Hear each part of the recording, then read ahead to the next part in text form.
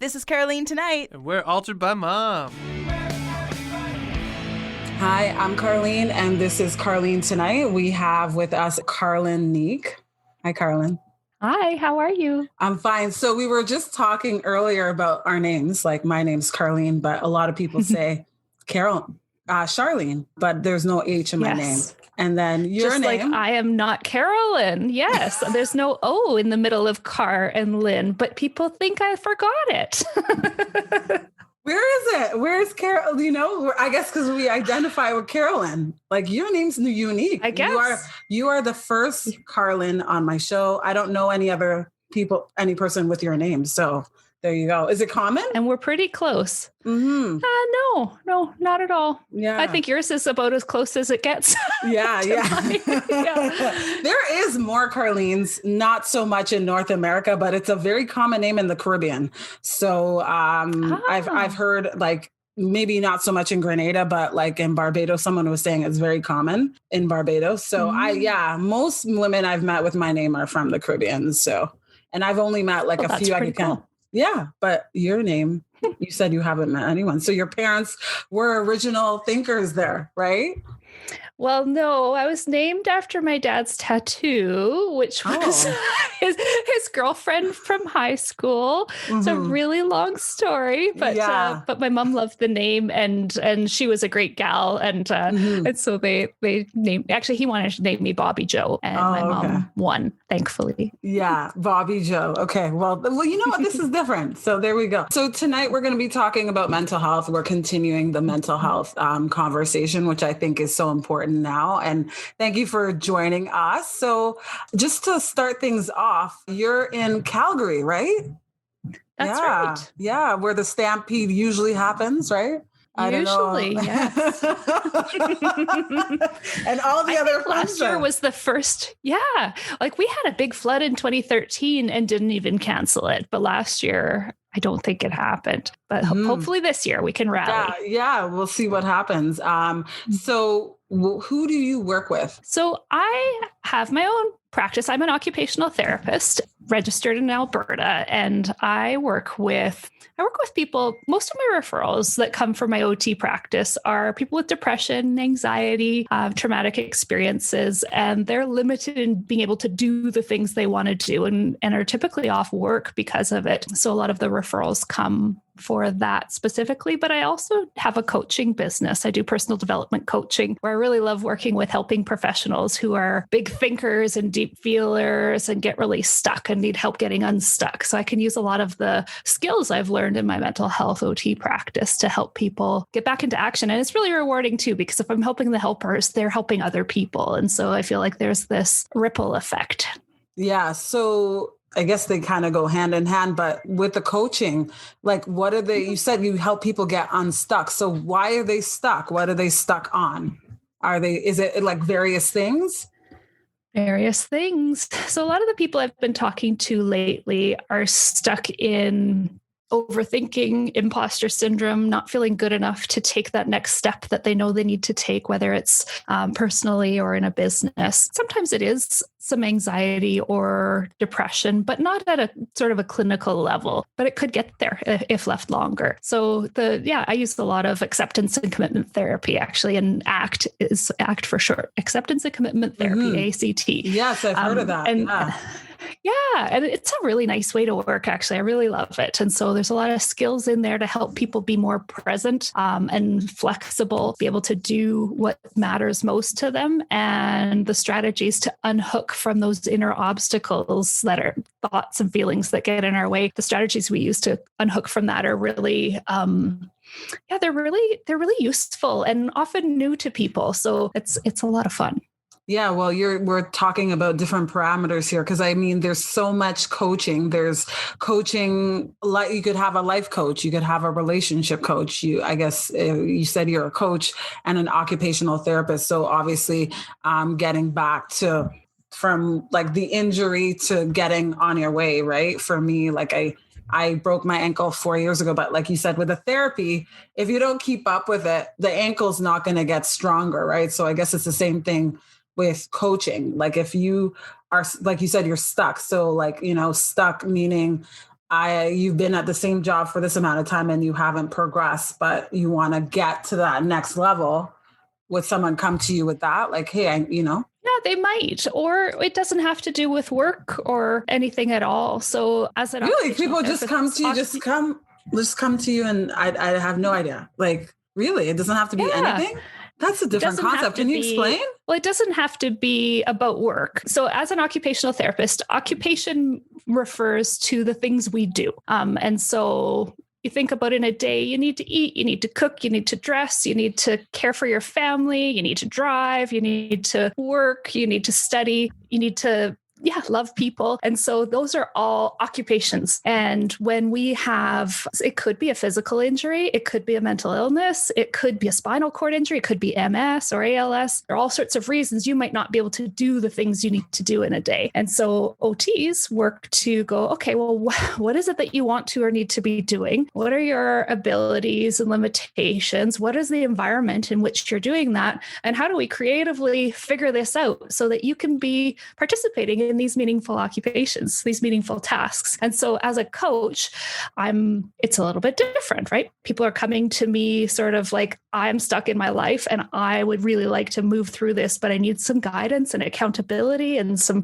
problem solving because I'm spinning around in my head and a lot of these thoughts are getting in the way, and they want to build a plan and have somebody to follow up with them on it. So there's a lot of crossover. So I can actually coach as an OT, but my clients have to be in Alberta because that's the one thing I was going to say, because I did speak to someone. But just as a coach, I can do that anywhere. Yeah. Yes, I just learned that. I learned that. And it's interesting because you're registered in Calgary. So those who are listening in Calgary, they can see you for therapy. But if anyone wants coaching, they can definitely, it could be from anywhere. Yeah. Right? Yeah. I've got clients around the world for coaching, and anybody in Alberta can see me for occupational therapy. Yeah. I think in life, we all struggle with things. And like, sometimes you just need you need a cheerleader, right? You need someone to help you get back up again. And so that's what you are. That's amazing. So we're talking about the pandemic because it's a year later and here we are. We're like, I can't fly down and interview you. That would be amazing. Right. But we're doing a lot of things virtually, but a question I have for you, what challenges are you noticing in your clients now, 1 year into the pandemic? I'm noticing, at the beginning, people were frightened. But at the same time, they were like, all right, let's rally. This is, we're in tough times. Let's have Zoom parties. Let's do this. Let's play games. Let's nestle in and do puzzles. And now people are just tired of it. And just, that isolation is wearing. And it's that polarity too. People who live alone are really tired of being alone. People who live with people are like, wow, I would like to be alone. And both are stressful. We're meant to be doing a lot more. There's supposed to be more variety in our social engagement, right? Yeah. So people are just tired. Yeah, it's true. I've heard it said before. It's just like, if you're both working from home now, we're going to we have to structure everything. Okay, when are you home? When am I going outside to, I don't know, go for a walk or I don't know what. They opened the mall here and then there's been a resurgence. So all of a sudden there's long lineups to get into Winners and all these stores because they were closed since November. We didn't even have normal retail Christmas season. It was Oh, wow. It was a ghost grab. Yeah, it was actually here in Ontario. It was strange. I'm going to tell you, Carlyn, I walked through the mall and it felt like I was in a scene of a movie. It was bare. I've never been in the mall during a December and there was barely anybody there. I could count on my two hands. Like, it was so strange. Wow. So that's how this is real. This is really happening, right? Yeah. So it is. And people are tired of being in lineups, told what they can and can't do. There's this ongoing conflict, even just on social media. You're an anti-masker, or there's these rallies and everybody, why are they so crazy and stupid? And then why are they controlling me? And you all are sheeple and just the political stuff that's been going on and watching the US politics and stuff. It's all politics. Yeah. It's stressful. Even if you're not in the middle of it, it's stressful and people are tired of that. Well, I've been watching the news. We're digressing here, but I saw the protests for Is it in Calgary? They did have it. And I think some people got arrested, or was it BC? I'm trying to remember where in Western Canada, because we have it here in Ontario, there have but been it's some here. Yeah. And it's obviously there's more people, it seems, in other provinces that they're obviously getting more people going out, as opposed to here in Ontario. We haven't had a huge amount of people going to those protests. Like they did a big rally in front of Parliament, and I think only maybe 500 people showed up, if anything, right? So there's always strength in numbers. If they don't have the numbers, it's really not making the impact. But they've obviously done some damage, I know, going to the mayor's house and that kind of thing, right? So and it's just that's stressful. It wears on people and adds to that sense of crisis. And I know in the beginning I was saying, man, this feels like a global crisis disguised as an extended spring break. Like this weird sense of we're not safe, but we're actually really safe sitting in our homes. But yet the world is in crisis. And I think there's this just this collective energy that we're all in this together and we're all on edge, and it's up and down and we're all over the place, but you'd be hard pressed to find anyone who's doing great right now. Yeah. Like, I don't know, the message, we're all in this together. I don't know what that message is, Carlyn. I really feel like we're all in this together, but we're doing it separate. Like like you said, I'm spending more time by myself. I live by myself and I'm not doing what I used to do to keep myself busy. I have to find creative ways. Oh yeah, I'm going to go for a walk around this neighborhood. I'm going to walk down here. I'm going to walk to the post office, or, finding outlets. Right. So it is a different time. It's not forever, but we just don't know. Are we reopening in June? Or, what's the plan, right? That's the underlying question. But getting back to the conversation, what are you noticing in people who are showing more resilience in this time? Well, I'm noticing there are people who are really shining in their flexibility, right? Their ability to go, I don't know when it's opening up again. And we're not making summer plans yet because we're not sure what we can. And other people are really pushing against that. Like just kind of, they're feeling less flexible. And perhaps it's an pre-existing inflexibility, right? And so that might be shining a lot right now. And even some of the most flexible people are resisting a lot of things right now. But my hope is that this situation brings about more psychological flexibility in people. And we could all use a little more of that. And I know myself, I like to plan things. I love to travel. I miss traveling terribly. I like to have a bit of a game plan. And now I kind of go, well, we don't know. We'll see when we get there. We'll see what next week looks like. We'll see if we can go to Costco. I don't know. See, that is a different mindset. I've had to change my mindset. I like planning stuff. I like planning the vacation, planning this, planning ahead. But like you said, now I've had to be like, okay, well, I'll plan this week and maybe next week. But like my birthday is coming up in a month, and I'm like, I don't know where I'll be able to go. Last year, I spent it in lockdown, and a lot of people did that. We can all relate to the lockdown birthday. There've been so many memes about that, right? So like you said, resilience, it's been good. There's been some pivotal moments. Like, it forced me to start a plan B. Let's do something else with the time that I have off. It's not all bad, but it's been bad for some people too. Some people have lost their lives, and it's sad, but I think we can all support each other if we have that extra patience, right? So, and that flexibility in thinking is usually a good indicator of having better resilience, better mental health. And so if we could learn even 5% more flexibility through this, might we come out a little bit better having lived through this? Some people have had to learn a lot more. Some people have been able to really lean into that little bit of psychological flexibility they have and go, okay, you know what? I was able to really roll with things for a year, so I can roll with this next little crisis that's not a global crisis. Yeah, yeah. And the strong, only, like my dad said to me, the strong will survive this, like you really have to be strong. So we're talking about being tired. So people are tired. So what do you tell your clients when they're feeling worn out? it depends. I try to explore why. So are they tired because they haven't gone for a walk in a month and haven't really talked to anybody and have just withdrawn from all the things that they can do? Or are they tired because they're starting to feel a bit depressed? Are they tired because they're burnt out because they've been like working at the grocery store day in and day out and having people yell at them about the masks and not following the rules and that sort of thing. And then I encounter some people who are saying, oh my gosh, I should be able to do this, this, and this. And I am just wiped. And a lot of what I say to these people is find self-compassion, sort of understanding that nobody's really killing it right now. And that you need to be kind to yourself. There's no shoulds. If you need to take a rest for this weekend, take a rest. If you are feeling worn out because you haven't engaged and you really care about friends and that sort of thing, maybe you should try and nudge into reaching out a little bit. So exploring the why, but mostly encouraging a lot of self-compassion. We're going to let go of all the shoulds and then just try and engage in your life to engage in the things you value to the best of your ability. Okay. So there's two kinds of tired.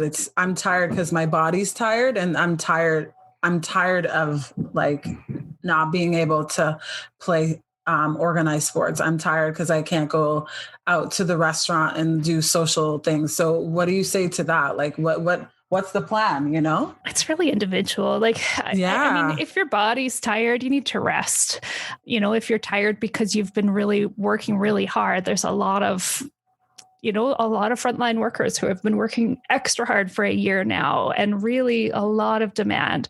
They need to really rest on their downtime. They need to not take the overtime when they don't have to. They need to rest on their weekends and that sort of thing. But if people are tired because they're frustrated and they're feeling like they're restricted and they can't do anything, so forget it all, I'm going to sit and watch Netflix and scroll on my phone for the next week, then those people probably should engage in some meaningful activities. They should probably kind of look at, okay, what are the things that light me up?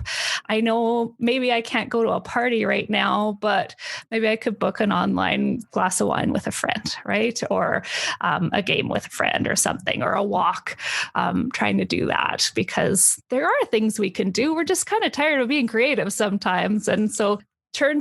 There's a time for rest and there's a time for play and there's a time to do all the things. Yeah, I think there's a song that says that, I think you just took the lyrics right there. Yeah, yep. That's so funny. So another thing is that you're working with a lot of healthcare providers. You must see a lot of compassion fatigue. That's a very interesting thing. Like, we're not talking about them, but they're the ones, the frontline workers or, healthcare providers. Yeah. Mm-hmm. Yeah. I think that compassion fatigue is a tricky one because, I mean, it's all kind of tricky, but when a lot of people who go into healthcare professions are very empathetic. And so when they're there and they're caring for a lot of people, but the people who are coming in they can't serve them to the full extent because there are limited resources. They're seeing people die. And that's really hard. They're not able to provide the care that they normally would. Like a person shouldn't die without their family members or, things like that for some of those healthcare workers. Like that's just exhausting. And you might even put up a bit of a wall because there's only so much you can control and you still have to do your job. But that's not how people want to be. And so sometimes there's that cognitive dissonance between how you want to show up and how you can show up in that situation. I know myself working in mental health, most of my sessions are on Zoom. And so in order to connect with people, like I have to work extra hard. There's something like I didn't realize how much power there was in that being in the room with somebody and sharing space and energy. And so when we're sort of more in a 2D sort of way, I feel like I have to pull out all the stops to really connect with people. It works, but it's more tiring. Not moving around as much, right? Yeah, and so that gets tiring and everybody's stressed, right? So we're empathetic, we pick up everybody's stress. Like you're talking about all those, you're preaching to the choir here. I'm Carlene and this is Carlene Tonight. I'm in studio with Carlyn Neeks, who is in Alberta, very cold Alberta, minus 37 degree temperature. It was above zero today. We were all loving it. I think a lot of Canadians were loving the beautiful weather. It was a little bit windy here in Ontario, but it was still nice to be. Actually, you were zero, so we were in the double digits. We got up to a high of 18, I think. Wow, that's really nice. Right? So I was so happy to be out for that little bit. But yeah, getting back to the conversation during this pandemic and mental health, especially, can you teach us some strategies to help us all cope a bit better? I think that's a great thing, if we can give some suggestion.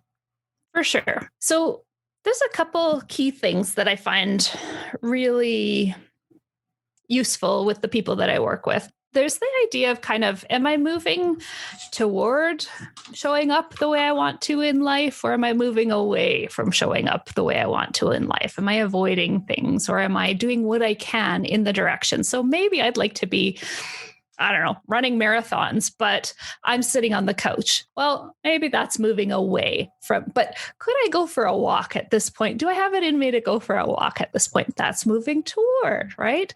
I want to be, loving and caring and empathetic with people, yet I'm not returning people's phone calls. That's moving away. Do I have enough in me to maybe text somebody that I care about just to say, hey, I was thinking about you, or here's a funny thing, right? Like, so it doesn't have to be, we tend to, when we're not doing well, go all or nothing. And so I like to help people think a little bit more in the gray. Okay, you can't do the full expression of the thing you want to, but what's the little thing you could manage? And quite often one little step leads to another and leads to another, and there somebody re-engages in what matters most to them. So that's one thing that I like to encourage. Just what can I manage? It doesn't have to be like we often think in SMART goals: specific, measurable, attainable, realistic, timely. I don't like that, because if you're doing what you can in the direction, maybe you set a goal to go for a run, yet you participated in a Zumba class. Well, great. Who cares, right? You did something that was physical, that was challenging to you, that was enjoyable, right? And so thinking a little bit more in the gray, I think, is one thing. So if we're starting small, like for me, I love walking. I used to be walking last year 4 days a week, and now I get outside, maybe like an 8-minute walk, 16-minute walk. So just to do errands and that kind of thing. So what would you say to me, like as a small stepping stone now? Like you're saying, start small. So you're doing it. Yeah. You're doing it, right? Mm-hmm. And maybe if you're feeling like, okay, well, I'm missing doing more. Well, it sounds like you could probably just crank it up a little bit, right? Just do a little bit more. But if you're really struggling with depression and maybe only getting out when you have to go to the pharmacy or to an appointment, then we might kind of need to set a little something so that maybe they are walking for errands instead of driving, like you are, right? Mm-hmm, mm-hmm. Yeah, I don't drive, so that's probably, I don't have a vehicle, so that's another thing, right? So, but this is a very interesting thing, like it's true. Like I've been there where, the motivation wasn't there for a couple of weeks. And then I, talked to my therapist, and she was like, it's hard. So let's try and figure something out. You know what I mean? And so like we go through this roller coaster in life where you just have to pick yourself up and be like, okay, I'm going to try to do this, like make a mental note and just write those reminders. Right. Yes. I actually have it drawn out on my mirror. So I talked to my doctor about 3 weeks ago about going, man, like I'm helping people with this stuff, but I'm not doing well. And so we set a goal together of trying to meditate and walk more. Those are things that tend to help me. So I actually put a little grid on drew it on a Sharpie on my mirror, and I've got the target. I'm going back to see her on March 18th. And I'm putting my check marks on, and my husband will even look and go, oh, you know what? You've got more meditation check marks than walk check marks. Why don't we go for a walk at 4:00 and we'll wrap up work at that point? And so it helps to have some encouragement from someone else. We all need support. And I think it's good to talk about it. Yeah. Last year I had some support with that. We weren't walking together, but we did this challenge, and we were both walking at least 4 days a week. Right. And that, you know what I mean? And that's obviously when the weather's nicer. It's always easier than right now when it's a little bit chillier, right? But because we're limited, it's like get outside. Once you get outside, you're like, why didn't I do this sooner today? Why didn't I go out earlier? It's true. Seriously. It's so true. Yeah. And often the things that are getting in the way, we just don't feel like it. It looks cold out there. And I think the tricky thing is too, we often wait until we're feeling and thinking better before we do the thing that's meaningful. Okay, I need to feel confident about this. I need to have confident thoughts about this. I need to be motivated. And people come to me, can you help me find motivation? Yeah, let's do the first step. And that the motivation comes after, right? The confidence comes after. So if we wait for the thoughts and the feelings to change before engaging in the actions, we kind of have it backwards. We have to set a tiny manageable goal. And then we actually start to think and feel differently about it. Yeah, definitely. I'm Carlene, and this is Carlene Tonight. We have with us Carlyn Neeks in Alberta. I miss Alberta, especially with Banff. So save yourself a trip. We were just talking about getting outside, but Instacart is great for days where you don't feel like going to the grocery store and doing online groceries. So if you check out our site, divaontheradio.com, our link is there for Instacart so that you could do grocery shopping from home without even leaving your couch. Sometimes it's convenient to have those options, right? Yeah, when you're feeling stuck in the couch, you still need to eat. Exactly. So where can our listeners find you, Carlyn? Where can we find and learn more about what you offer? So I have a website. I'll give you my coaching website. It's probably where I can reach the most people. So it's activatevitality.guide. Okay, that's probably the most useful. Yeah. Okay, activatevitality.guide. Yeah. No, you know what? That's where you can download a free guide. That's not the one I meant. Balanceworks.online. But people can download the free guide. Balanceworks.online is the website where there's a lot of different things about my coaching business and a link to my OT business as well. And I'm really active on Facebook. Yeah. If you find me, carlyn.neek.7, or Carlyn OT coach. But yeah, I'm happy to connect in any way people can find me. I love talking to other big thinkers, big feelers who could use a bit of encouragement. So I see here that, like we were talking a lot about occupational therapy, but you also do cognitive behavioral therapy, and which is very helpful with treatment of depression and anxiety. So I've spoken to someone about this before, but if you could just remind us what cognitive behavioral therapy does for those who are dealing with depression and anxiety. So I have to tell you my bias first. Oh, okay. Yeah. Wow. That's great. I like that. Yeah. So I use acceptance and commitment therapy more than cognitive behavioral therapy. And acceptance and commitment therapy is actually a third wave of cognitive behavioral therapies. It's part of a third wave. And so the basic premise of cognitive behavioral therapy is we've got this triangle, and in one corner are our feelings. And that's the thing we know. We are feeling crummy. Then there are thoughts in another corner, and our behaviors and our actions in the other corner. So got thoughts, feelings, actions. And most often people want to change the way they're feeling first, but we actually have to work on our thoughts and our actions first. And so the part of cognitive, like the traditional cognitive behavioral therapy I do, is called behavioral activation. So we focus more heavily on the behaviors, do the things that matter. We find a way, we set tiny goals, we celebrate any moves in that direction. We set some more goals, we expand into it. And that does come around and change the thoughts. But the thing I don't love about traditional CBT, though it works, is quite often we're trying to challenge our natural human thoughts to be more positive. And so it's natural to have a negative thought in the middle of a depression, or when you're trying something new and it's scary, or in the middle of a global pandemic and you haven't been able to leave your house. We can't just kind of turn those into positive thoughts. And often I felt like I was invalidating people when I tried to. And so ACT, acceptance and commitment therapy, uses the same idea, but focuses more heavily on the behaviors because doing the meaningful activity is going to improve the thoughts. So instead, with those challenging thoughts that come up, we make room for them. We try to get them a little bit out of our way so we can move in the direction of valued action. So we don't have to turn a negative thought into a positive thought. We kind of go, oh yeah, there's that thought, such as imposter syndrome. I might have been thinking that as I'm sitting here waiting to get on this podcast with you, right? Who's going to listen to me? What? Nobody's going to think I'm an expert. I have there's so many people out there who have more to say. I'm probably going to say something dumb. I could be having all those thoughts and email you and say, you know what? I can't make it. I've got a sick kid. But that wouldn't make any sense. I could try to tell myself, you're awesome, Carlyn. You just go for it.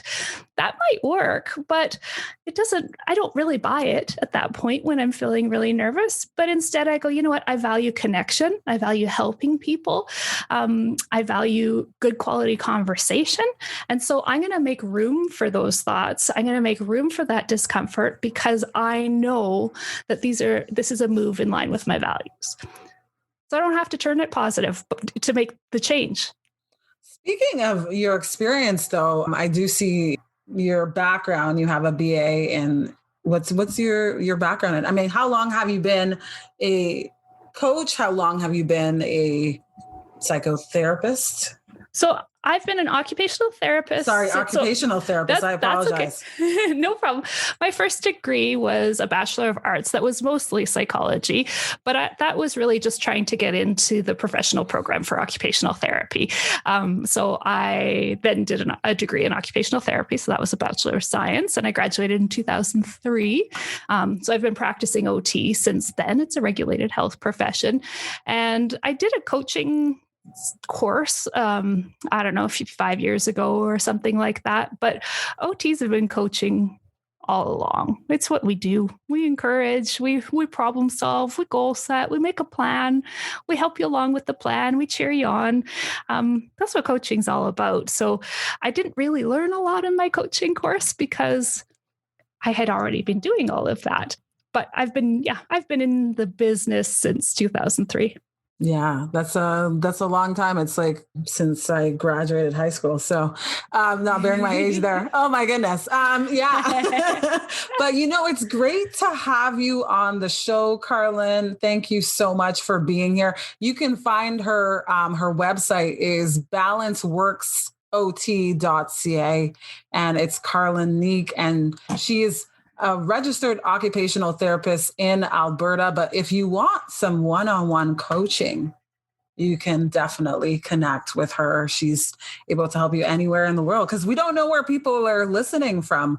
A lot of my listeners are in Toronto. So if they wanted to reach out to you, they'd obviously get coaching advice from you, which is important. Now, I think we need that, like the lead up to when things reopen, the lead up to when the economy reopens. Like, I feel like now more than ever, we need a plan A, a plan B, because no one saw this coming, right? Totally. And then we're more flexible and adaptable, and we can roll with things. Whereas if it's plan A only and we're rigidly adhering to that, we're going to be kind of stressed because it doesn't usually work out exactly as planned. I know. I'm like, damn, that plan didn't work out. Shoot. Well, I've so enjoyed chatting with you. And thank you for having me. I very much appreciate this opportunity. Thank you so much for being here and sharing your knowledge with our listeners. You take care. I'm Carlene, and this is Carlene Tonight. Hi, I'm Carlene, and this is Carlene Tonight. We have for you a band who I know, Altered by Mom. The lead singer is Gina Kennedy. We went to school together at Humber, and her partner, her husband, Devin. They're a great band, and I hope you like this song. It's called Larger Than the Ribs, and it's by Altered by Mom, and I love this song, and I hope you like it too. Is it worse to be hurt in the heart or the brain? Or the mind? I don't mind, but I'll sing just the same. It's a pain in the head, in the ass, it'll pass. Is it truth? Is it lies? Do we grow? Will we die? Do we drown or get shot? Maybe choke on the smoke? Maybe hang by our necks? What the heck? All the same. Do we hug? Do we kiss? Do we even exist? Are you pissed? Are you mad? I can't tell what this is. 'Cause my heart is larger than the ribs, larger than the ribs that contain it. My heart is larger than the ribs, larger than the ribs that contain it. My heart is looking for a heart, looking for a heart that will take it. My heart is larger than the ribs, larger than the ribs that contain it.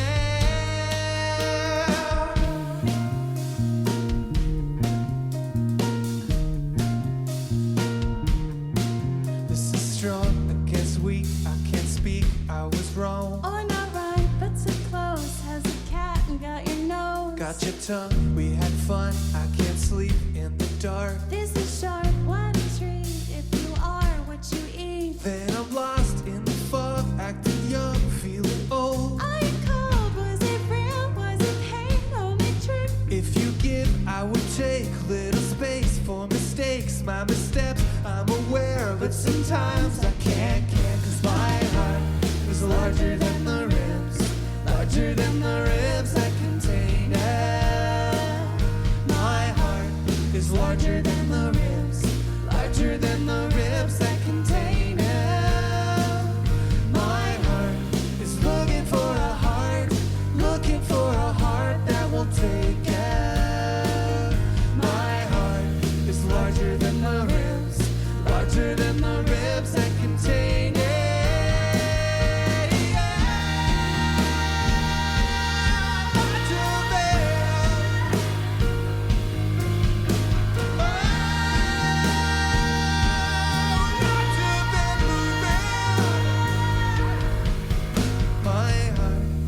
Larger than the ribs, larger than the ribs that contain it. My heart is larger than the ribs, larger than the ribs that contain it. My heart is looking for a heart, looking for a heart that will take it. My heart is larger than the ribs, larger than the ribs that contain it.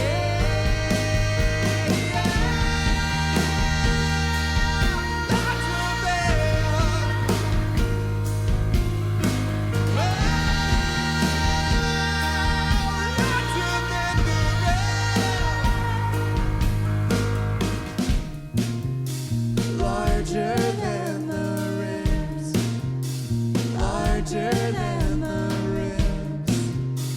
Ooh.